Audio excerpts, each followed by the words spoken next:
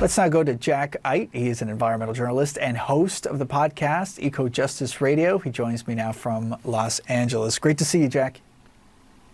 Yeah, thanks for having me on. Yeah, of course. It's our pleasure. It's clear, if we've learned anything over the last several weeks, that climate change has created a new wildfire reality for California. One figure from a state task force estimating that more than 25 million acres of California land, they're under high or extreme fire threat. And by one estimate, I believe, Jack, and correct me if I'm wrong, but roughly 11 million Californians essentially living in some of those high-risk areas. And those numbers are from 2019, so likely even higher now.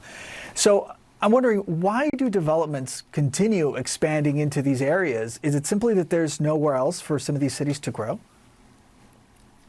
Well, there's plenty of other places for people to expand our communities. Unfortunately, it is easier to build in the wildlands because there's no communities, the existing communities, to sort of say that's too big or that's too, not the right development. So, and they have, the developers, the landowners, the real estate agents have more control out in the wildlands. And the interesting thing is they keep approving these developments in extremely dangerous environments.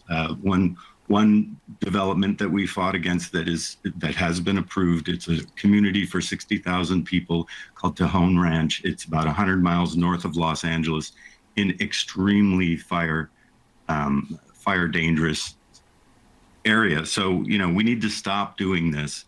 And I think we have a chance to build a new model here in our response to this, as well as the big picture of how we respond to this just an unimaginable tragedy. And on that topic of the new model, when it comes to reconstruction, you've mentioned a bedrock of environmental laws, essentially a game plan for resilient and a safe community that could be rebuilt, because so many people that we've heard from there on the ground saying they will rebuild. So essentially, are building codes one of the keys to safeguarding lives and property, Jack?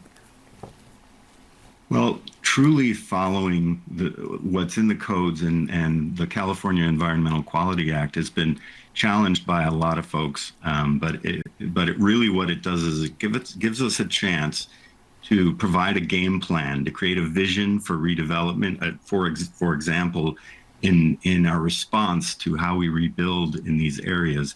You think of Palisades Highlands, it's almost completely surrounded by what is Topanga State Park. You got to consider how that community, we're building extremely flammable structures in an extremely flammable environment. So what we need to do is consider that the landscape's drying because of increasingly hot weather, undependable rains, which we just started our first rain of the rainy season that should have come 4 months ago. And that's exacerbated by the highest level of greenhouse gases in the atmosphere in recent history, caused by what? Burning of fossil fuels. We know this. Also, we can't, they're talking about, the emergency power questions, to go fast and build as fast as we can and to subvert or put aside some of the environmental laws. Well, these burn sites are extremely toxic. They've got asbestos, plastics, heavy metals, smoke damage, etc. They must be remediated. This cannot be expedited. The building codes, as we mentioned, there's an all-electric home requirement that they were talking about putting aside. Well, gas is dangerous. It's flammable. It's toxic to breathe. It causes climate disruption. And we've got fracking and leaking pipes. We need to follow that. We also need to stop using mass-produced lumber. It burns like matchsticks. We can use light gauge steel, non-toxic fireproof building materials. We need to use the codes. Now, often the codes aren't good enough for some of these more environmentally friendly and fireproof building materials. So we need to rethink some things in the code. So that's why I really advocate that we take some time to put together a plan. There's a lot of professionals coming together right now, and I'm involved with a movement here to come up with a quick plan. I'm not talking about years, I'm talking about months.